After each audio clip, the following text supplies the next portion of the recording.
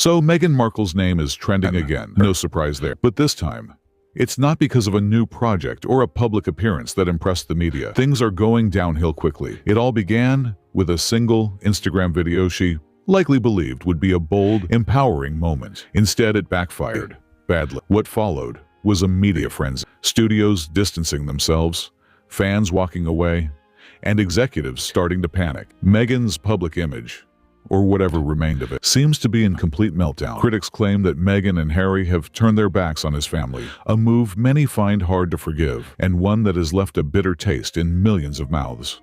Insiders say that even personal assistants were affected, some allegedly driven to tears due to Meghan's reported behavior. And if Meghan believes that's untrue, she's welcome to challenge those claims legally. Let's rewind for a moment. That Instagram video was intended to be lighthearted and relatable, her way of showing the world her sense of humor and motherhood journey. But the final product felt awkward and forced. The video featured odd dance moves and what appeared to be a questionable baby bump, leaving viewers confused rather than entertained. The backlash was swift, and not just from internet trolls. Executives at major platforms like Netflix and Paramount reportedly started to worry. Netflix, which had previously hosted her docuseries Live to Lead, was suddenly caught in the middle of a PR storm. Greg Peters, the CEO, was said to be pushing back behind the scenes, and even Ted Sarandos, typically more supportive, was beginning to reconsider. It's one thing to stand by a celebrity during controversy, but it's another when the controversy risks damaging your entire platform. Paramount, meanwhile,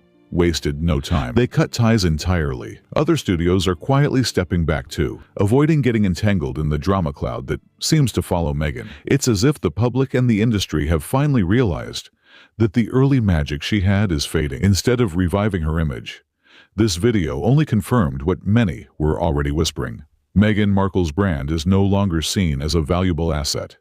It's increasingly viewed as a liability. Now, true to form, Meghan didn't just sit back and stay silent. Amid all the backlash, she decided to speak up, issuing a statement to explain the intention behind her now infamous video. According to her, the clip was meant to send a message especially to her critics, showing that motherhood hadn't stripped away her identity. She wanted to prove that she could still have fun, express herself, and most importantly, that her voice still matters.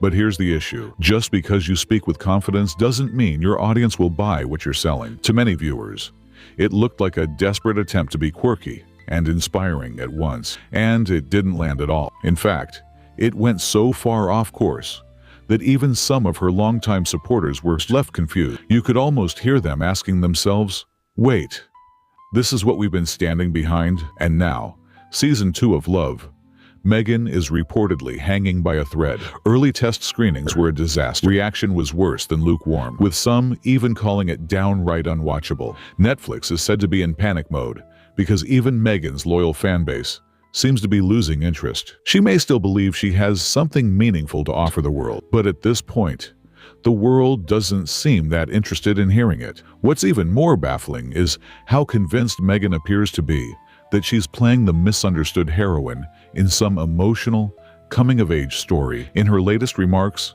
she tried to frame the pregnancy-themed video as a heartfelt message to parents everywhere, as if she were offering a public service. She said things like, "Motherhood is powerful," and talked about how many people lose their joy and humor after becoming parents. So she decided to become the face of fun, light-hearted parenting in a world full of stressed-out adults. She even went on to say something along the lines of, "Out of all my friends who've become moms, none have ever said, wow, this is exactly what I imagined. I'm killing it.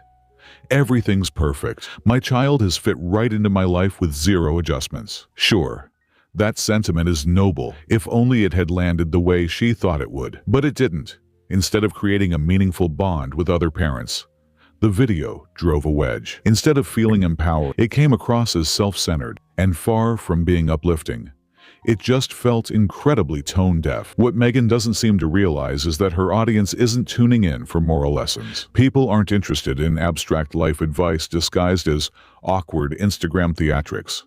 And they definitely aren't here for someone living in a luxury mansion, pretending to relate to everyday moms just trying to make it through the day. And it's not only the public that's running out of patience. Behind closed doors, Netflix is reportedly in a full-blown mess. CEO Greg Peters is said to be livid, pushing internally for the platform to cut ties with Meghan completely. But the obstacle?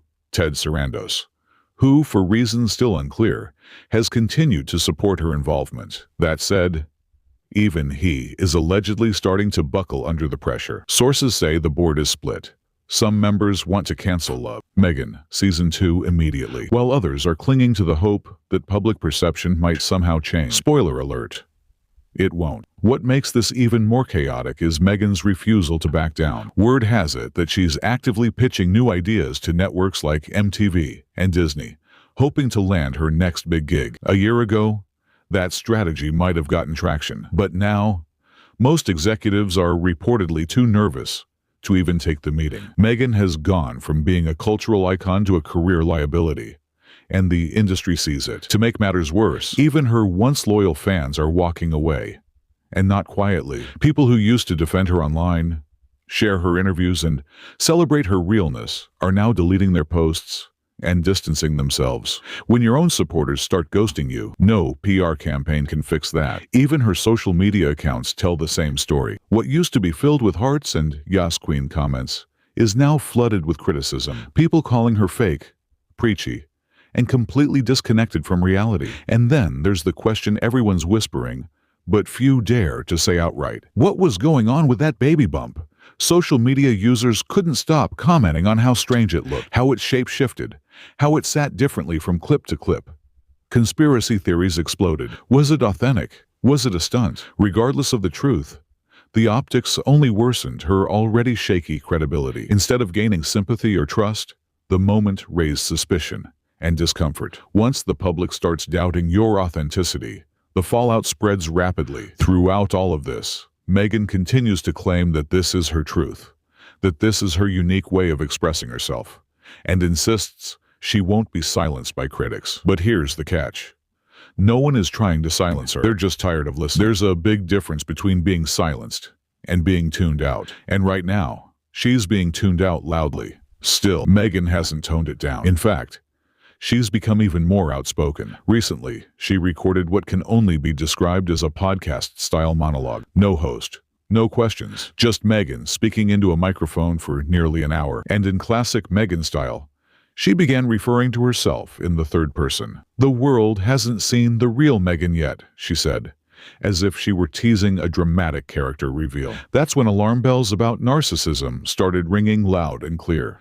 Rather than addressing the backlash with humility or reflection, she leaned deeper into the idea that the problem isn't her, it's everyone else who doesn't understand her. She doubled down on the belief that it's her mission to educate others about parenting, as if moms around the world are waiting for tips from someone with a full-time nanny crew and a media strategy team. Living behind gates in a luxury estate doesn't exactly strike a chord with everyday parents, hustling through triple shifts and racing to school drop-offs. Meghan's message might have landed better if it had even a hint of relatability. But the reality? It didn't come across as supportive. It felt more like a desperate attempt to cling to relevance. What's adding fuel to the fire is the reported internal chaos at Netflix. Meghan is allegedly pushing Ted Sarandos hard to greenlight a third season of With Love, Meghan, even though Season 2 hasn't aired yet and is already struggling. Insiders say she's leveraging everything she's got to keep the show afloat. What kind of leverage? That's unclear.